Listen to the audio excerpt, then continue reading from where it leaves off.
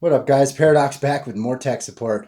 We're here today to go over intake swaps and specifically the differences between years and kind of the introduction volume 2 to a whole intake swap and what's going to be different than switching out of the OEM lower intake and the upper intake and kind of running your own design on how you want to make that happen.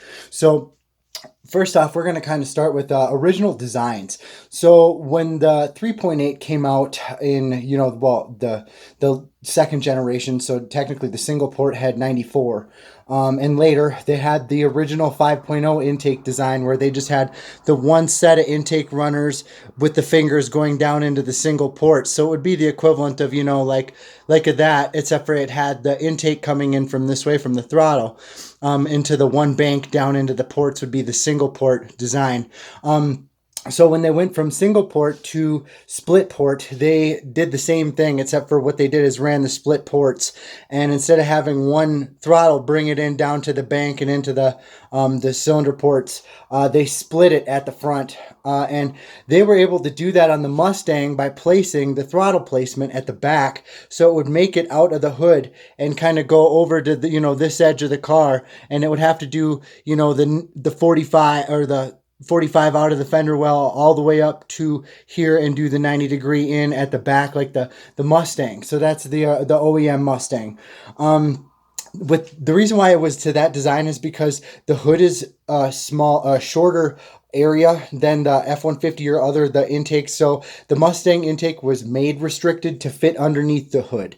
So usually the first thing you're going to have to do is swap a hood out. But as soon as you do, you're able to go to whatever other intake you want. And you're looking at, if you have a 3-inch, you're going to be able to fit a F-150 or a Freestar. If you have a 3.5-inch, you can fit them with the IACs. But, you're going to need full-blown 3.5, 4-inch to fit them both with IACs. So that's the reason why I have these tapped off. I usually just run a 3-inch cowl hood. They look the best, so I don't really go bigger than that. So back to designs. So when they had the Mustang and the original single ports, they were aluminum too. And then the Mustangs and the F-150s. And then so at the same time they had the Windstars. The Windstars originally ran the same single port upper intake that the Mustangs did from the single port generation until 96 when they made the Windstar. So the Windstar plastic upper intake manifold, the composite one that looks very, very similar to this F-150. It's slightly smaller in volume. It's basically the same design except for composite plastic. So the high temperature intake manifold composite plastics. The cool thing about it is it is slightly lighter, but it's not by much. It's not even double. So it's slightly lighter than this, as well as the heat soak is not as bad for plastic intake manifold plenums. But they're prone to vacuum leaks, especially over time, and having things like the EGR in the rails because that's exhaust gas coming back to plastic. So it all depends on where your EGR is located.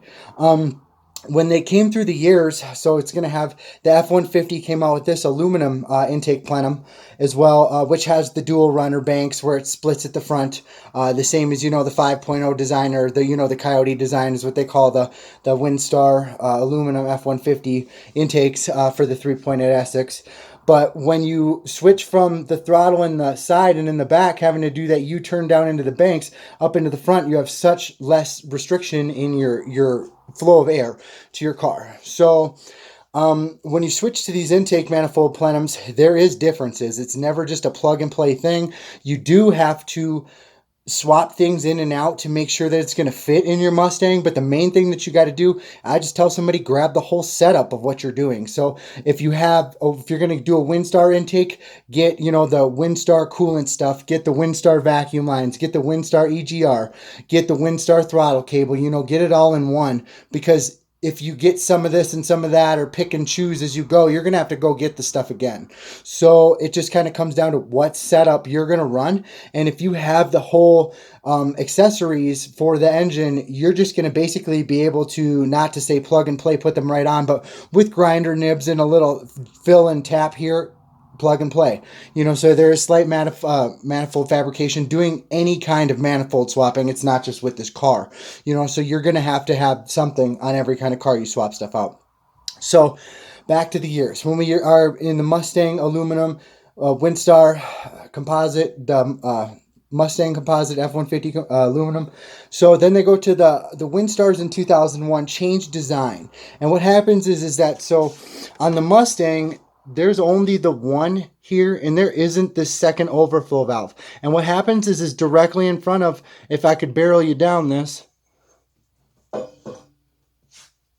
directly in front of that, there's a stop for when the thermostat opens up and it sprays directly through its spout and basically puts full pressure into a secondary line. So when this is from the 2002 F-150 lower intake, that's a 98 lower intake. The difference is that in the 98, there's no cap in the back. There's no one of them guys out of there. So on the 2001 and later F-150s, there is, and it's able to come out the back in that spout. But that's the reason why I would say like the earlier F-150s is less admirable, because you don't have that outlet coming out of the back to go to the firewall. It's actually like stopped. So this is your in and your out is through here. So well, this one, they do have the overflow accessory. So when it opens up, the pressure from the thermostat is leaving through this, and it does have the opening in the back. So at the same time, the excess flow does go through this system back out to the water pump and this system into your heater core. So when you have the full systems on the 01 Plus, you're able to basically put this one in with just having to cap off this line, and you'd be able to put that in with the F-150 coolant burp tube. So you, with the Mustang burp tube, of course, that becomes a big thing right in the middle of your way that people get kind of worried about, and it just becomes kind of a pain in the ass with the burp tubes. But when you switch to, say, like a F-150 burp tube, so this is a F-150 burp tube, and they're just way different. So like it doesn't go up to the little curly spout with the burp tube that no one ever uses. It gets shoved under the intake. So I've showed people that, you know, it's as easy as getting a screwdriver underneath about this section and just popping this out, and then bringing this with whatever you get. So if you get a Windstar, if you get, well, the Windstar one sucks, but if you get a Windstar, I would tell somebody to get a Freestar Q-tube. I showed that in the other video about the fee with the free. Anything you want to know about a Freestar, I'll show you, because they're the best. So this is the overflow tube for the F-150 and how it's different than your Mustang one that's going to go around the side of the intake of the back of the intake plenum into the heater core. So when you recognize the differences, so what happens is that in between the little nubs you get, save these guys, you know, save these elbows. And the reason why is so when you get out of places like this, I know for a fact this one's got to get all the way over to this way. And it's not capable with just buying the O'Reilly hose or the AutoZone hoses that can't elbow bend. You know, they'll kink. So you kind of want to save those. And if anything, you just run couplers after your elbow so that you got a nice elbow. When you're doing your intake swaps, it's rare to just be able to keep it. I would tell somebody, if you're going to do a F-150 or Windstar, to get the F-150 coolant line and be prepared to run 5/8, that's 5/8 hosing, to your heater core and your water pump. So when you have all that, you're able to universally kind of know that you just have to change out the coolant flow and know which and where your coolant is coming through your lower intake. And once you do, you're able to swap out any kind of lower intake you want. So now that we're through these pre-2000 designs, we're going to go into what we call the after 2000 designs.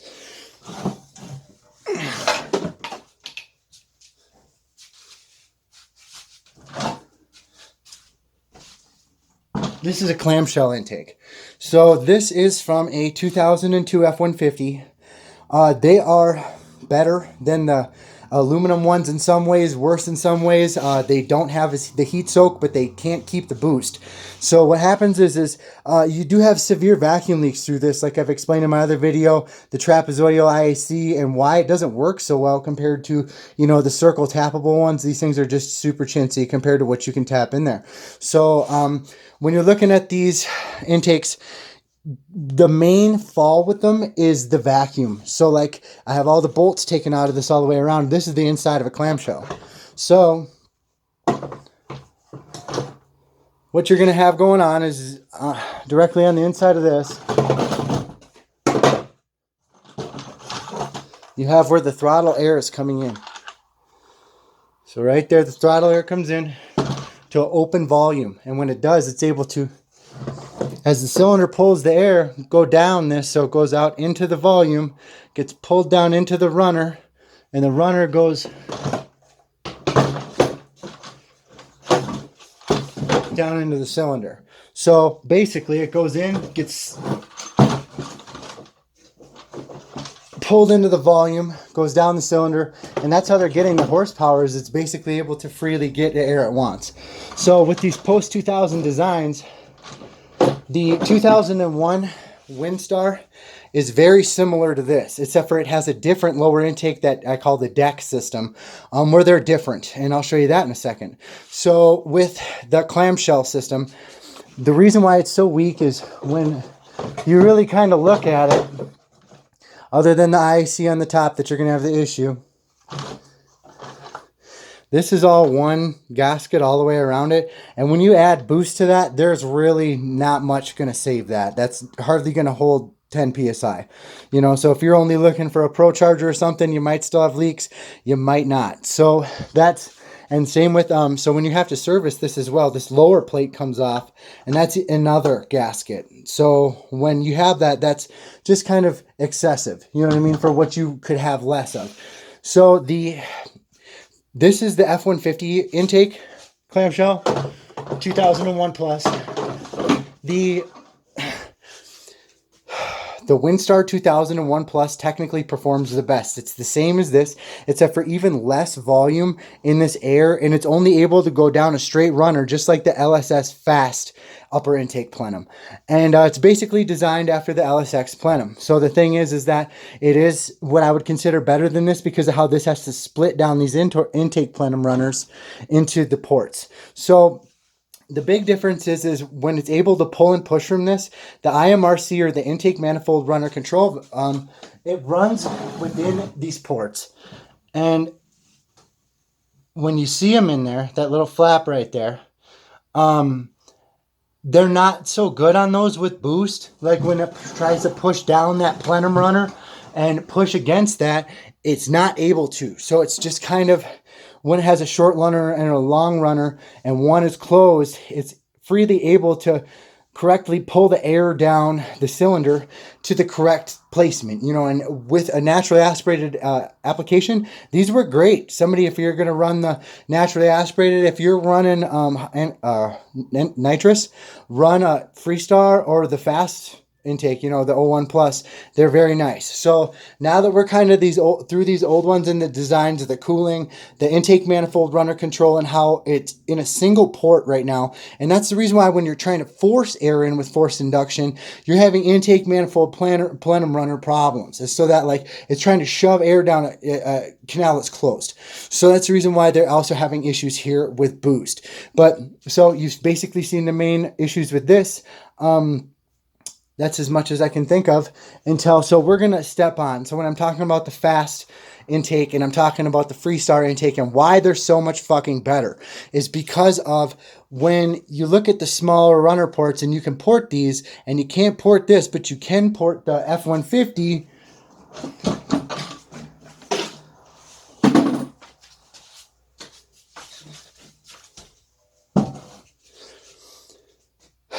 This is as good as it's going to get for boost, because when you screw it down, it's going to actually get solid. Like, you know what I mean? It's going to have a solid gasket system. You can put a lot of boost and heat to that, and it's still going to be able to hold its vacuum, where all the plastic ones just aren't going to be able to hold it to because they're not aluminum. So that's the main reason why, if somebody's running a aluminum plenum, that's really the only reason why I tell somebody to run this, is if you're going to be running over 10 PSI all day. So if you're running over 10 PSI, take one of these. If you're not, or if you're daring,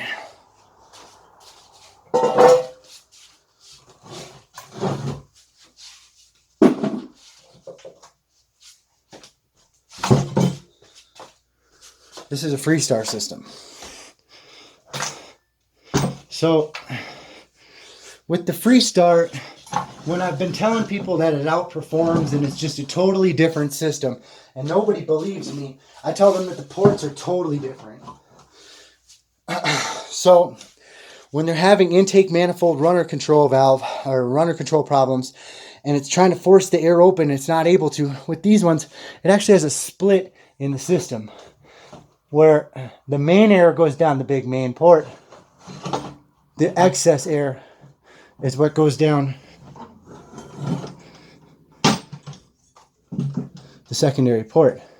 So when you have your boosted amount of air, you can almost get perfect flow, and then as soon as it becomes excessive, by its design, it doesn't really need them, but it takes the manifold runner control very well. And even with boost, there's not much of a problem because the air cuts. Like, it's able to push directly into the cylinder, where the other one's going to have a problem. It's going to get cut up by that. So when you're looking at the differences in the intake, it's very, very clear that this is a non-ported Freestar. There's design on it from other projects I've had going on with intake plenums. So when you see that the volume of one port is over the size of both, and then you still have the port beneath it, it's very, very obvious that this is going to flow better air. You know what I mean? This is going to flow far better air.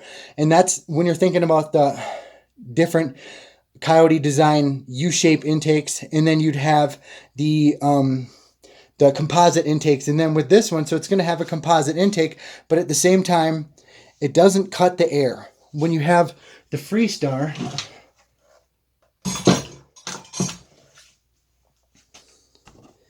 there's no air cutting. So basically, it combines the best of everything going on. It has all the bolts on the exterior of the plenum, so you're actually able to bolt this on and off super easy. Like, it's literally directly into 8 bolts. You take off your upper intake plenum. It's super easy. With this, it's also able to be plated and be filled with JB Weld. I would tell somebody, if you're running a OEM intake for naturally aspirated application, that's what you're going to want.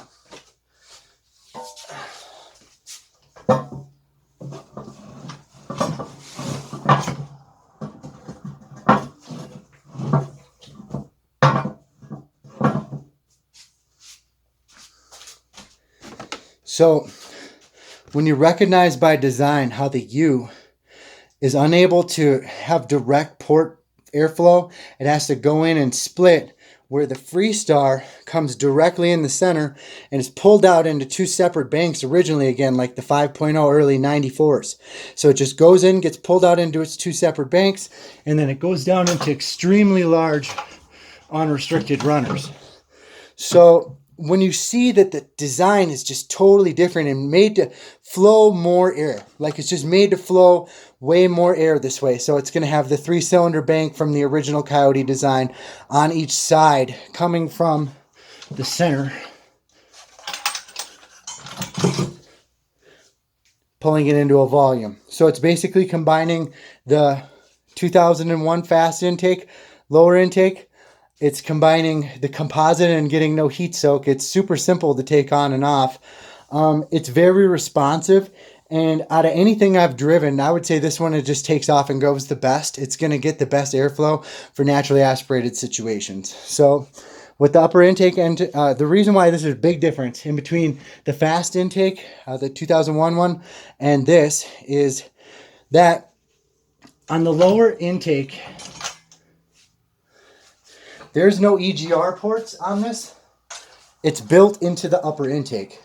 So this is where the EGR comes in on the upper intake, and you're able to fill that or make that an IAC port or tap that. I have the fitting available in my group, what we can do for that. And then as well as the top things and how you'd seal that up. But when you take the EGR and put it in the upper intake, it worked a lot better for deleting system. Like if you want to delete that system on the 2001 fast intake, you're still going to have your EGR ports right there. So you're still, like on the other one, you got your EGR port right there.